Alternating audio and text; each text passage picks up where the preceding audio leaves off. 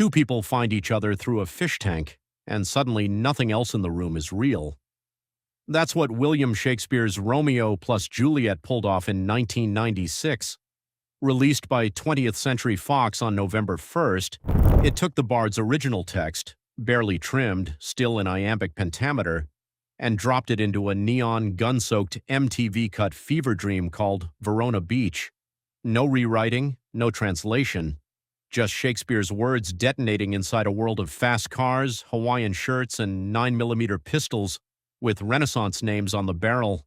Leonardo DiCaprio plays Romeo Montague, a role he nearly lost before cameras rolled. Claire Danes plays Juliet Capulet, an actress nobody was discussing until someone mentioned a canceled TV show almost in passing.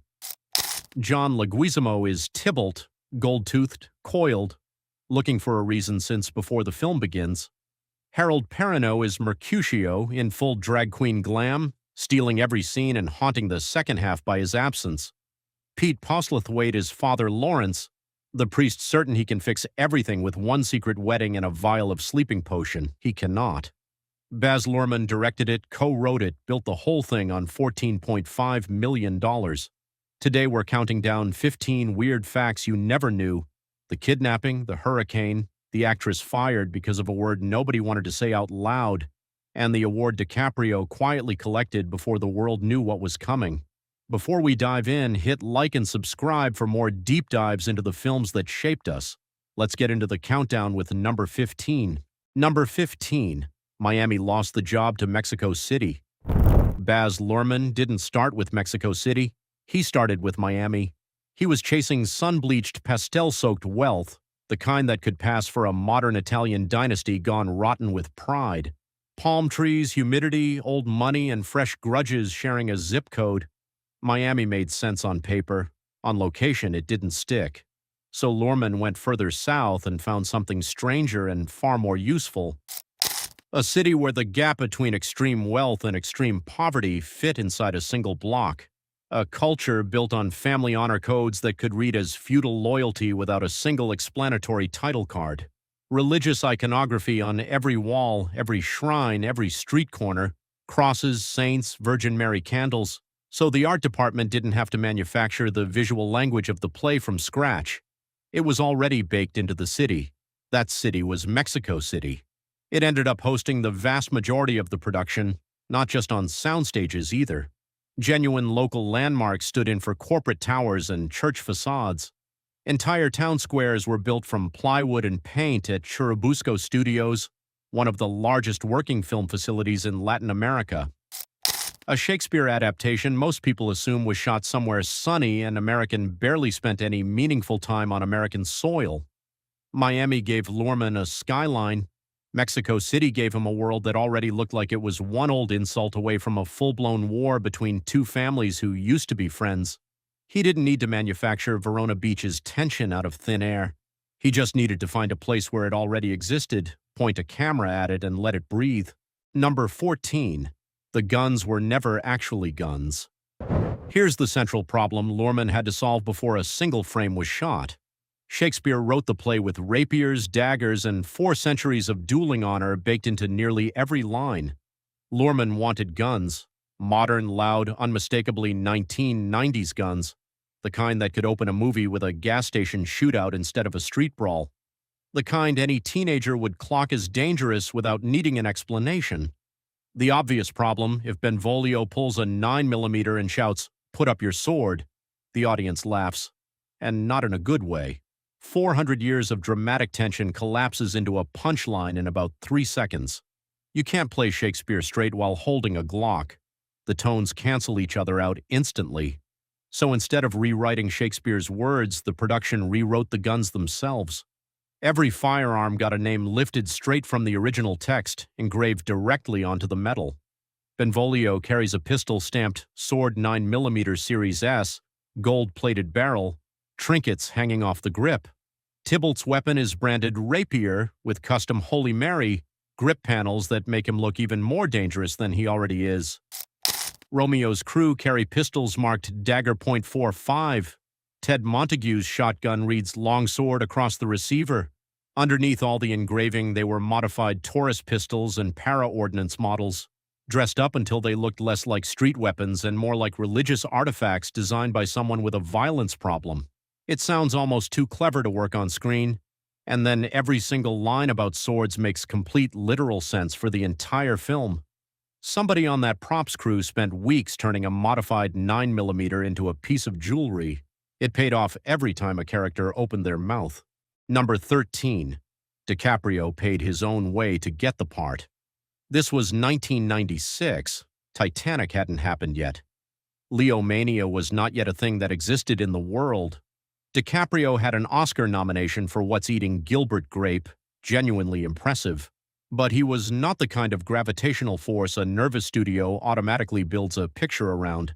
And Fox was nervous. Unproven Australian director. Shakespeare adaptation nobody commissioned. A budget with zero margin for expensive mistakes. So DiCaprio did something almost no actor at his stage would seriously consider. He cashed in his own business-class plane tickets, downgraded his seat to bring friends along at his own expense, and flew to Australia to work with Luhrmann in person. Unpaid, entirely unpaid. No salary attached to any of it. Just to prove on camera that the concept could work and that he was the person to carry it. Think about that image, knowing what was about to happen to his career, before he became the most recognizable face on the planet, before the magazine covers, the screaming airports, the worldwide phenomenon. Before all of it, he was a 21-year-old actor spending his own money to sit in a room in Australia and convince a studio to trust him with Shakespeare. Luhrmann later described him as extremely passionate about the project. That is a remarkably understated way to describe a man who personally funded his own unpaid audition in another country. Extremely passionate. Sure, let's go with that. And here's the detail that reframes the whole thing. A year later, Titanic would gross $2.2 billion worldwide and turn DiCaprio into the biggest movie star on Earth. The guy who couldn't quite get Fox to feel comfortable funding his Shakespeare adaptation became the person every studio on the planet was chasing. In 1996, he couldn't get a green light without a flying coach to prove himself. By 1998, he didn't have to prove anything to anyone. That distance traveled in 12 months is genuinely staggering. Number 12. A workshop video is what actually got the movie made. DiCaprio flying to Australia wasn't just goodwill. It produced the specific footage that finally unlocked the green light. During that unpaid stretch, Luhrmann and DiCaprio ran full combat workshops, testing whether DiCaprio could handle both the intricate rhythm of Shakespearean dialogue and the physical demands of the film's stylized gun-swinging fight choreography simultaneously. Not one or the other, both in the same body, in the same take. They filmed every session, and according to Luhrmann, it was specifically the combat footage that pushed Fox over the edge into yes, not a quiet monologue, not the balcony scene, which is, by the way, the single moment every person on Earth associates with this story, and the one every studio executive would logically request as a test. Not the most famous love speech in the English language, fight footage, gunfights dressed up as sword fights, DiCaprio moving fast and landing Shakespeare in between. That is what convinced a major Hollywood studio to write a check for a modernized Shakespeare adaptation. Not poetry, not tenderness, action. Which is the most perfectly on-brand origin story this film could have. It sold itself to the studio the same way it would later sell itself to a generation of teenagers who thought they had no interest in Shakespeare. Speed and spectacle first, and the 400-year-old emotional devastation as the thing you didn't see coming until it was already too late. There's also something quietly telling about the specific test that worked. Fox didn't need to see DiCaprio be Romeo. They needed to see him move like someone you'd believe in a fight. The poetry was never the question. The question was always whether the audience would stay in their seats, and the answer apparently was yes, as long as there was a gun in someone's hand. Number 11. Natalie Portman was cast as Juliet, then uncast. Before Claire Danes read a single line, Natalie Portman had the role. Not was being considered, not was on a short list, had it. The part was hers. Then the studio and Luhrmann sat down, watched footage of her and DiCaprio together on camera, And the whole thing came apart almost immediately. She was 13, he was 21, and something in that footage, the specific combination of those two ages made visible on screen, felt deeply wrong to everyone in the room. Portman explained it in a 1996 interview with Genuine Grace. She said it came down to the age difference, that it wasn't appropriate in the eyes of Lorman or the studio.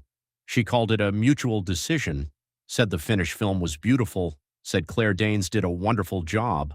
Then she gave a considerably less diplomatic version to the New York Times. She said plainly that the studio felt footage of her and DiCaprio kissing on camera looked like he was molesting her. That's the actual word that was used. On the record, in 1996. It hits differently across the decades, and it explains in the starkest possible terms why the production had no choice but to go all the way back to square one on something as foundational as who was actually playing the title character. The film's entire emotional core, gone, and they had to rebuild it from nothing. Number 10, 3 actresses almost played Juliet before Claire Danes. With Portman out, the studio did not simply land on Claire Danes, not remotely. Sarah Michelle Gellar was reportedly a serious frontrunner for a real stretch of time.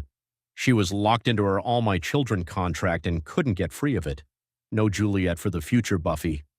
Jennifer Love Hewitt actually got cast, made it past the point most people would consider the decision final, before Lorman felt she didn't read modern enough for the specific heightened world he was building. After that, the role reportedly went to Reese Witherspoon, who had prior commitments she couldn't move. 3 serious candidates, 3 full near misses, all before the part landed anywhere near where it eventually did. It's easy to watch the finished film and assume Claire Danes was always the obvious choice. She wasn't even being discussed until the 3rd or 4th attempt came up empty. Picture those 3 alternate timelines side by side. A future vampire slayer who couldn't take it because of a soap opera. A future ghost whisperer led who lost it for not reading modern enough. A future legally blonde star who had to walk away over scheduling. Any one of them could have starred in one of the most quoted teen movies of the decade. Instead, all 3 became footnotes to a role that found the right person almost entirely by accident, through a tip dropped in, passing by someone who wasn't even involved in the film. Number 9, Claire Danes got the part for looking him in the eye. The tip that got Claire Danes into the room came from a completely unexpected direction. Director Jane Campion mentioned to Lorman, almost as an aside, that he should look at a young actress on a recently canceled TV show called My So-Called Life, a canceled show, not a cultural phenomenon, not something everyone was already talking about, a show that had already been pulled. Lorman has said he auditioned a long list of actresses, several of whom went on to significant careers of their own. But Danes stood out almost from the moment she walked in. He described her as wise beyond her years. DiCaprio's account of that audition is the detail that stuck. He said she didn't try to perform a delicate, precisely mannered Juliet, all careful posture and rehearsed restraint. She walked right up to him, looked him directly in the eye without flinching, and simply started the scene, as though the two of them were already in a relationship. No warm-up, no hesitation, no checking the room first. According to DiCaprio, she was the only actress out of everyone he read with who actually did that. Sometimes the deciding factor in a casting process this long, this expensive, and this publicly messy comes down to something that basic. One person who refused to look away from her scene partner when everyone else was still working out where to put their hands. 4 months of searching, 5 serious candidates, dozens of auditions, and the whole thing was resolved in roughly 90 seconds the moment someone walked into the room and simply started the scene without asking permission first. Number 8. A real kidnapping happened during production. Shooting a major studio picture in Mexico City came with risks nobody thought to write into any production document. During filming, the movie's key hairstylist, Aldo Signoretti, was kidnapped off the street and held for ransom. Lorman revealed the story himself in a 1996 interview, and his account is about as matter-of-fact as you can possibly be when describing one of your crew members being abducted mid-production. The kidnappers called. They had a figure in mind. $3,000 for Signoretti's safe return. Lorman paid it, got his hairstylist back in one piece, and later described the entire ordeal, follow this logic carefully, as a bargain. A bargain. A member of the production was kidnapped. There was a ransom call. Money changed hands. and the director filed it away mentally under "not bad, all things considered." That anecdote belongs in a completely different genre of film than a Shakespeare adaptation about two teenagers who fall in love at a costume party and destroy everything. And yet there it sits, quietly inside the actual documented production history, right next to lighting notes and costume fittings. Between styling wigs for the masquerade ball and being held for ransom in a foreign city, Aldo Signoretti had one of the stranger single workdays in the history of major studio filmmaking. And somewhere in a production meeting that week, someone had to explain to an insurance adjuster why crew member kidnapping was a line item on the budget. The film got made anyway. The wigs were ready on schedule. Number 7, a hurricane and killer bees crashed the set. For the Verona Beach exterior scenes, the production moved out of Mexico City entirely and built a custom set on the coast in Veracruz. They needed specific light, specific geography, a beach that looked a particular way in golden hour that Mexico City couldn't provide. What Veracruz provided instead, without being asked, was complete meteorological chaos. First came a hurricane that tore straight through the area and reportedly shredded the beach sets built specifically for the film's most intimate scenes between Romeo and Juliet. Weeks of construction reduced to debris. Then, as if the universe needed to make its point more forcefully, came a swarm of killer bees. Not regular bees, killer bees, on a film set, in the middle of rebuilding after a hurricane. Here's the detail that tells you everything about the people Luhrmann assembled. When the storm hit, the actors reportedly wanted to keep shooting. They were locked into the emotional reality of the scene to such a degree that a hurricane felt like an interruption they could push through if everyone just agreed to. A film now remembered for its lush, saturated, almost impossibly beautiful visual language, was partly assembled in the middle of two genuine natural disasters with an aggressive bee swarm as a bonus, none of which is visible in a single frame of the finished picture. That gap between what happened on location and what the audience sees on screen is one of the stranger magic tricks in the film's production history. The beach looked effortless. Getting it there was apparently closer to surviving an Old Testament plague. Number 6, Shakespeare cameos in his own movie and nobody notices. Buried inside one of the film's most famous sequences is a joke so quiet that most audiences have never caught it, even after dozens of rewatches across nearly 30 years. As Romeo makes his way toward his first encounter with Juliet, moving through the crowd and the now iconic fish tank, he walks past a man standing at a urinal, dressed head to toe in full elaborate Renaissance costume, doublet, ruff, the complete period wardrobe, standing in a men's bathroom at a 1990s party like it's entirely normal. That man is meant to be William Shakespeare himself, quietly making a cameo in his own modernized story. We never see his face, not once. No line points at him, no camera move draws the eye toward him, no title card, nothing. Luhrmann has essentially admitted he put it there purely to amuse himself, with full knowledge that almost nobody watching would ever notice. For him, that was apparently the entire point. Somewhere in the background of Verona Beach, while his 400-year-old words are being spoken over gunfights and neon signs and a Radiohead soundtrack, the man who wrote the play is standing alone at a urinal at a party he was never invited to. A private joke hidden inside a film seen by tens of millions of people, existing entirely for the director and almost nobody else. It's also, if you want to read it generously, a quiet directorial statement. Shakespeare didn't need an invitation to be present in this film. He already was. He's been in every room this story has ever occupied for 400 years. He just doesn't usually show up at the urinal. Number 5, The Elevator Kiss, was built entirely from scratch. The scene where Romeo and Juliet share their first real kiss inside an elevator, camera slowly circling, the world outside the frame completely dissolved, looks on screen like a clean, contained setup. It was not. Shooting inside an actual functioning elevator car would have made that circling camera move nearly impossible. An elevator is a box. Boxes have 4 walls. When you need to rotate a camera around 2 actors inside a box, the walls stop you before you've gone far enough to make the shot work. So the crew built a fake elevator interior from scratch, engineered specifically so the walls could be pulled apart by hand and reassembled while the camera moved around the actors on a dolly. The set was a modular puzzle, panels that looked like a real elevator from the lens and came apart on cue when the camera needed to pass through them. From the audience's side, one unbroken, seamless shot inside a real moving elevator. From the crew's side, a coordinated team yanking wall panels in and out of frame every few seconds, timing each move to stay just outside the edge of what the lens could see. The illusion holds on one condition, that nobody watching ever stops to ask whether the walls are real. For close to 30 years, almost nobody has. Most people watch that scene and experience nothing except the two of them and the feeling of the moment, which is exactly the point. Number 4, the entire background is a Shakespeare scavenger hunt. Luhrmann and his production design team didn't stop at putting sword names on the guns. Nearly every storefront sign, product label, and piece of background graffiti in Verona Beach hides a reference to a completely different Shakespeare play, placed deliberately for anyone patient enough to go hunting. A burger joint reads Rosencrantz, a direct nod to Hamlet's two most disposable courtiers. A cigarette brand appears under the name Agincourt, lifted from the famous battle in Henry V.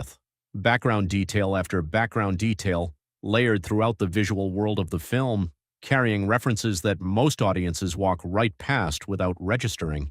The film reportedly contains dozens of these gags, stacked so densely that people who've watched it for 30 years are still occasionally finding ones they'd never caught before. Luhrmann didn't have to do any of this. He could have built a generic modern city, called it Verona Beach, and moved on. Instead, he built a fully functioning Easter egg system into the background of every scene, a reward designed specifically for the subset of the audience who already loved Shakespeare before they bought a ticket. A secret layer of the film running parallel to the main one, invisible to most people and unmissable once you know it's there. The production was built on $14.5 million, and the belief that the audience was smarter than the studio thought. The hidden Shakespeare references are the most literal expression of that belief in the entire film. Luhrmann bet on the audience twice, once at the box office and once in the background of every shot. Number 3. Romeo's final speech made Juliet cry for real. By the time the film reaches its final act, Romeo believes Juliet is dead. He delivers the speech over what he thinks is her lifeless body, and then takes his own life beside her. Claire Danes had one job in that scene: lie completely still, don't move, don't react, play dead convincingly while everything happens around her. According to multiple accounts from the production, DiCaprio's performance of that speech was so raw in the moment it was filmed that it nearly broke her concentration entirely while cameras were rolling. She was fighting to hold her position, fighting to stay still, fighting not to visibly react to what he was doing right next to her, and reportedly losing that fight. Moved to tears, she had no way to release without destroying the take. It's a detail that sounds almost too perfect for a story about two people who cannot stop feeling things in each other's presence. Too neat, too exactly right. And yet, by multiple accounts, that is more or less what happened on that set that day. The single most tragic moment in the 400-year-old story nearly got derailed because one actor's performance was too good for the other one to lie next to without breaking. There's no version of that detail that doesn't say something significant about both of them. About what DiCaprio brought to the moment when the cameras were rolling, about what Danes was willing to feel on a film set in front of a crew, and about why, when the take was done, both of them knew it was the one. Number 2, a $14.5 million Shakespeare movie made 10 times its budget. Nobody inside the industry was seriously betting on this one. A modernized Shakespeare adaptation in original early modern English with an unproven director, casting choices that took 4 attempts to finalize, shot across 2 countries, which survived a kidnapping, a hurricane, and a bee swarm along the way. Built on a budget most studios would consider modest for a standard action picture, let alone a literary adaptation asking a 1996 teenage audience to sit with 400-year-old dialogue. The film cost $14.5 million. It grossed north of $147 million worldwide.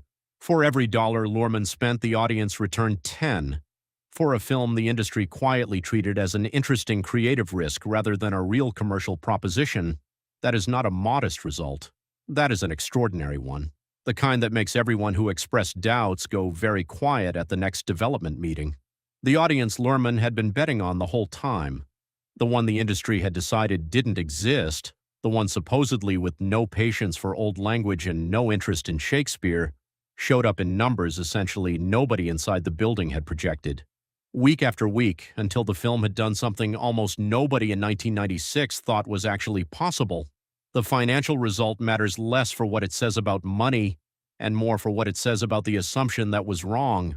Hollywood had decided teenagers wouldn't sit still for this. Teenagers decided otherwise.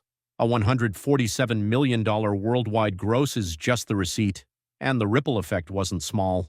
Romeo plus Juliet became the template for a certain kind of prestige teen film, one that assumed its audience was capable of handling something difficult if you gave them enough style and feeling to hold on to. Every literary adaptation aimed at young audiences that followed owed something to this film getting made, against the odds, and then actually working. Number 1, DiCaprio won a major award for this before anyone knew his name. At the 47th Berlin International Film Festival in early 1997, months before Titanic turned him into the most famous actor alive, Leonardo DiCaprio won the Silver Bear for Best Actor for his performance as Romeo. Luhrmann walked away from the same festival with the Alfred Bauer Prize for the film as a whole. Think about where that sits in the timeline. Titanic came out December 1997. The Leo Mania, magazine covers, screaming airport crowds, the poster on every bedroom wall on every continent, was still months away. Before any of it, he was standing quietly in Berlin, collecting one of European cinema's most respected acting honors for a film most of the American industry had treated as a long shot, for a role Fox nearly refused to greenlight, for a film that cycled through 3 lead actresses, a film where a crew member got kidnapped mid-production, a film that got hit by a hurricane on location. Built on dialogue the studio wasn't convinced teenagers would sit through. He won a major international award for it. Before Titanic, before all of it. The Silver Bear disappears in his timeline now, buried under everything that came in the 12 months that followed, but it happened first, at this festival, for this performance. One jury in Berlin decided, before the rest of the world had caught up, that what DiCaprio did with Shakespeare was worth recognizing. They weren't wrong, everyone else just needed a little more time to notice, and there you have it. 15 weird facts about Romeo plus Juliet. The film that turned swords into branded pistols, hid its own author quietly at a urinal in the background of its most famous scene, survived a kidnapping, a hurricane, and a killer bee, swarm across 2 countries, lost its lead actress twice before finding the right one, and still made 10 times its budget on 400-year-old dialogue that nobody bothered to update for a modern audience. Because it turned out the audience didn't need it updated, they just needed someone to trust them enough to try. Which fact surprised you most? Which one did we miss entirely? Drop it in the comments below, hit like, subscribe, and share this with someone who still knows every word of the balcony scene by heart. Until next time.